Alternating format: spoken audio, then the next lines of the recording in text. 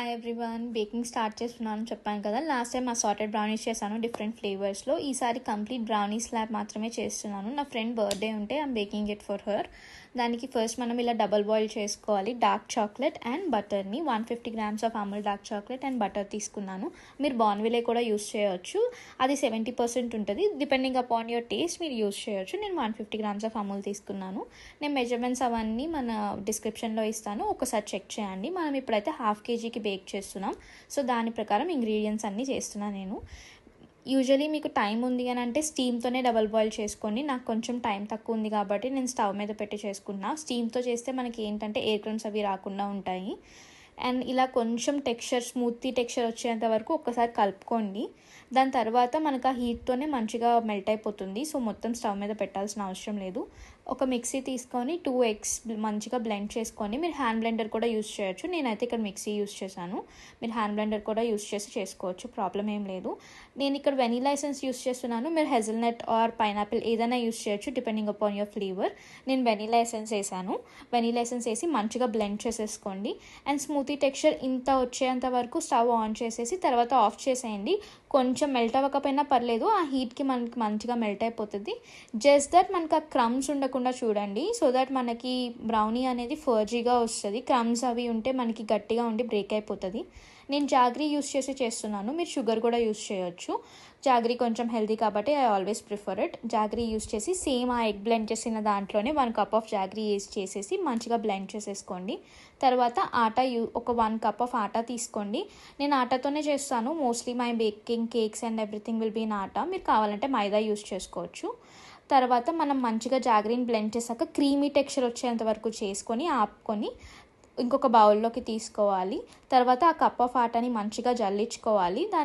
దానికి ఒక add on ఏంటి అంటే కోకో పౌడర్ యూస్ చేయొచ్చు, or you can skip it also. But cocoa powder కొంచెం టేస్ట్ ఇస్తుంది.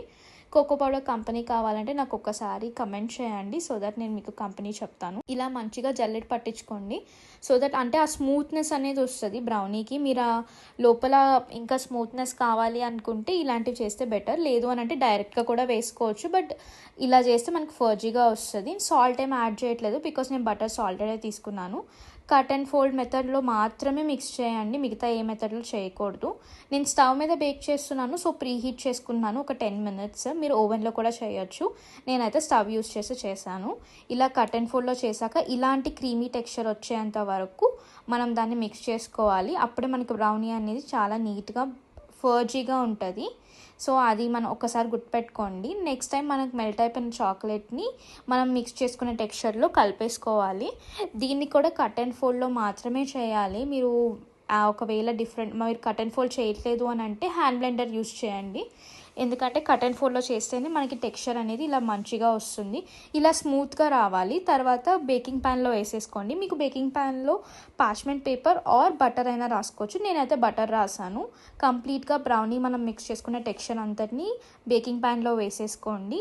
ఇలా స్మూత్గానే ఉండాలి, హార్డ్ ఉండకూడదు, అలా అని మరీ టూ సాఫ్టీ ఉండకూడదు, సో దట్ మీకు ఫర్జీనెస్ రాదు. ఒకసారి మొత్తం ప్యాన్ అంతా డ్యాప్ చేసుకోండి, ఎయిర్ బబుల్స్ అవి ఉండకుండా ఉంటాయి. మొత్తం ఆల్ ఓవర్ డ్యాప్ చేసుకున్నాక టాపింగ్స్ అనేవి మీరు ఏమైనా వేసుకోవచ్చు, seeds, dry fruits or anything. నేనైతే ఆల్మండ్స్ ఒకటే యూస్ చేసి టాప్ చేశాను. మీకు ఫ్లేవర్కి తగ్గట్టు మీరు టాపింగ్స్ వేసుకోండి. అది ఒకసారి ప్రీ హీట్ అయిపోయాక స్టవ్ మీద పెట్టేసి లిడ్ క్లోజ్ చేయండి. 35 to 40 minutes వరకు లో టు మీడియం ఫ్లేమ్లో మీరు కుక్ చేసుకోవాలి. మీరు ఓవెన్ యూస్ చేస్తే 170 degreesతో చేయాలి. నేను నెక్స్ట్ టైం ఓవెన్కి కూడా చెప్తాను. ఒకసారి అది బేక్ అయిపోయాక దాన్ని తీసి టూత్పిక్ టెస్ట్ చేయండి. ఫర్జీనెస్కి అయితే ఇలానే ఉండాలి, మీ కేక్కి అయితే ఇంకొంచెం సేపు ఉంచాలి. నేను ఫర్జీగా చేశాను. So this is the overall brownie. కొంచెం కూల్ అయ్యాక మాత్రమే డిమాల్ట్ చేయండి, అప్పుడే ఫర్జీగా బ్రౌనీ పీసెస్ మంచిగా వస్తాయి. Please do like for more brownie recipes.